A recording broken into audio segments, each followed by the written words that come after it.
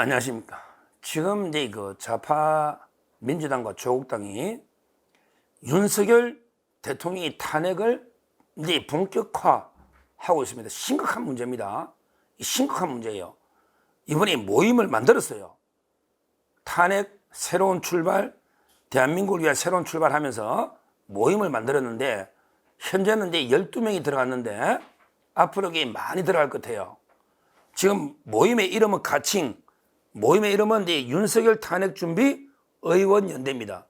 윤석열 탄핵 준비 의원 연대. 현재는 이제 12명으로 출발했는데 앞으로 엄청나게 들어갈 것 같아요. 왜? 진짜 강경파들이 많이 빠져 있거든요. 그 자들이 안 들어갈 리가 없죠. 그래서 지금 12명의 제가 실명을 다 까면서 강하게 비판하고 이런 게 탄핵 말도 안 되는 겁니다. 탄핵은 우리 국정이 마비됩니다. 우리 헌법이 중단되는, 헌정이 중단되는 국가적으로 엄청나게 중대한 일이고 불행한 일입니다. 우리 박근혜 대통령 탄핵이 아직도 그 후유증이 우리 좌파합파 국론 분열로 아직도 후유증이 있는데 이게 또 탄핵 운운하는 정말 심각한 문제고 이 자들이야말로 완전히 국헌을, 헌법을 파괴하는, 국헌을 문란시키는 내란죄에 준하는 범죄로 저는 처벌해야 된다. 이렇게 보고 있습니다. 우리 헌재가 탄핵 1호가 노무현입니다. 사건 1호가. 그만큼 탄핵이 없었던 이런 제도인데 지금은 뭐 그냥 옆집 강아지 이름 부르듯이 탄핵하니 얼마나 심각합니까? 대통령 탄핵이 이렇게 가볍게 그것도 국회의원이 부를 수 있는 이런 가벼운 그게 아닙니다. 근데 이 자들은 노골적으로 그 윤석열 탄핵 준비 의원연대 이렇게 붙여가지고 이제 기자회견하고 합니다. 자, 그러면 어떤 자들이 들어왔냐? 어떤 자들이 민주당부터 보면요.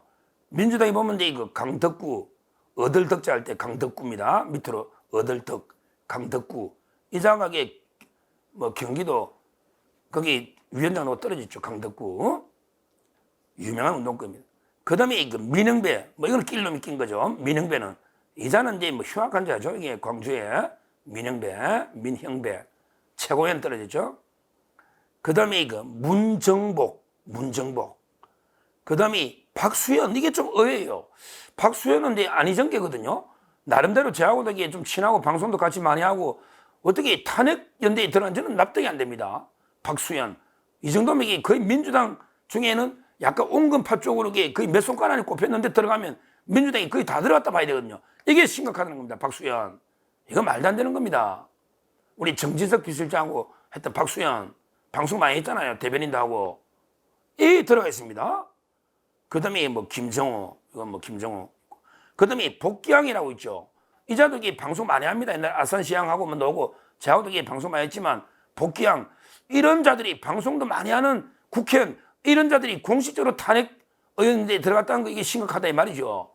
복귀양 아직 방송에서는 탄핵 이야기를 공개적으로 못 하는데 이름이 들어가 있잖아요. 이름이 그 다음에 뭐 볼 것도 없는 김준혁 이거 뭐 어차피 이게 배지 날라갈 지금 이화여대 뭐 명예훼손부터 그 우리 에로 역사 궁중 에로 역사 했다는 거 있잖아요. 그 수원에 김준혁 그 다음에 양문석 뭐 이건 배지 달아날 거니까 양문석 그 다음에 지금 재판받고 있죠. 부성찬은 이제 김종대 보좌관으로 이자도 재판받고 있으니까 그러니까 뭐 김준혁 양문석 부성찬 민영배 강덕구 이런 자들에게 이해가 되는데 지금 방송도 많이 하고 좀 이게 그랬다는 박수현이나 김정호 이런 자들이 들어와 있단 말이에요. 이거는 민주당에 지금 김용민이나 없잖아. 없는 사람 많잖아요. 그럼 이게 새로 들어올 자가 많다 이 말이죠. 좀 심각한 상황입니다. 그 다음에 조국당의 황운하는 뭐 법정 구속될 것 같으니까 어제 노진 황운하 이자야 뭐 당연히 자기 살기 위해서 들어가는 거예요. 자기 살려고 들어가는 거죠. 뭐 대통령이 죽어야 자기 사니까 황운하. 그 다음에 진보당의 윤종호 원내대표. 그 다음에 사회민주당도 있는 뭐 별의별 민주당 안에 끼가지고 별의별 좌파들이 다 들어왔잖아요. 사회민주당의 한창민 원내대표.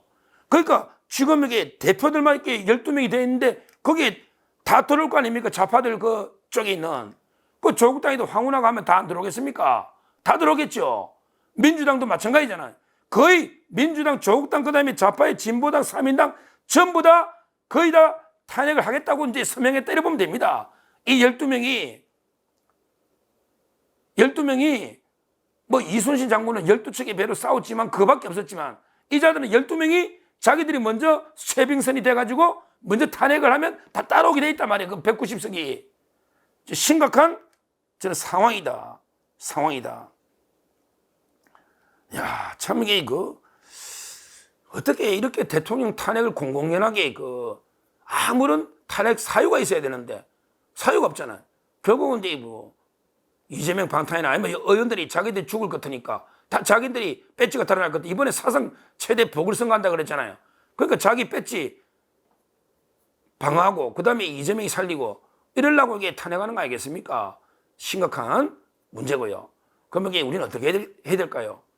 우리는 초기부터 이게 단호하게 대응해야 됩니다.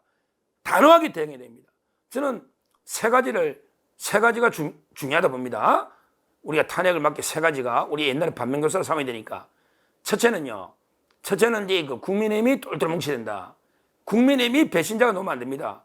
옛날에 박근혜 대통령 때처럼 김무성, 유승민, 이준석 이런 게 배신자가 놓으면 안 됩니다. 국민의힘이 똘똘 뭉치면 일단 이게 3분의 2가 안 됩니다.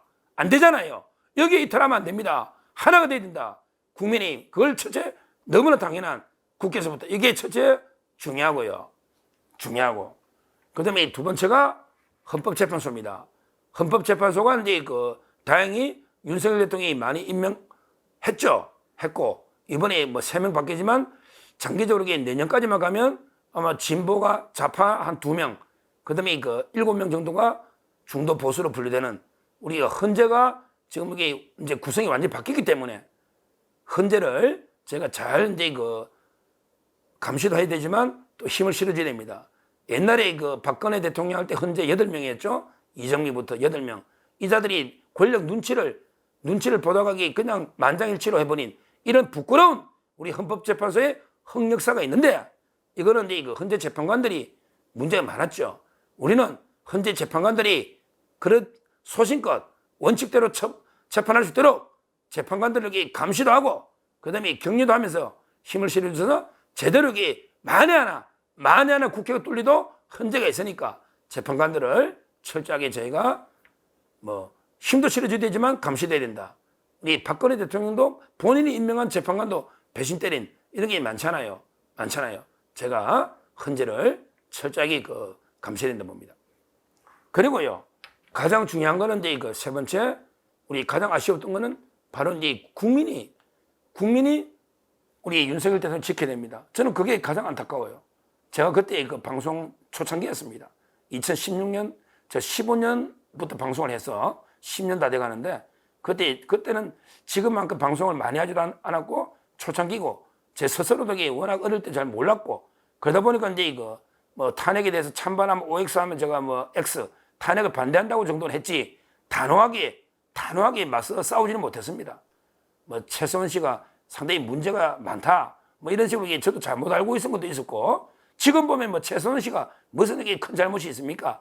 그렇게 받을 형량은 아닙니다. 최서원 씨도. 근데 그때 제 스스로도 언론 대응이나 단호하게 못했는데 참 아쉽죠. 근데요. 결국은 탄핵은 이게 국민이 막아내야 됩니다. 보통 전문가들이 그래요. 대통령의 지지율이요. 그때 너무 가짜뉴스에 속아서 한 자리 막 5% 10% 떨어져 버렸잖아요. 이러면 이게 걷잡을 수 없는데 대통령 지지율이 최악의 20%만 넘어가도요. 탄핵 불가능합니다. 왜? 어차피 50%는 국민은 정치에 큰 관심은 없어요. 그럼 이게 이재명 민주당 지지율이 다 비슷합니다. 국민의힘하고. 지금 국민의힘도 30% 초반.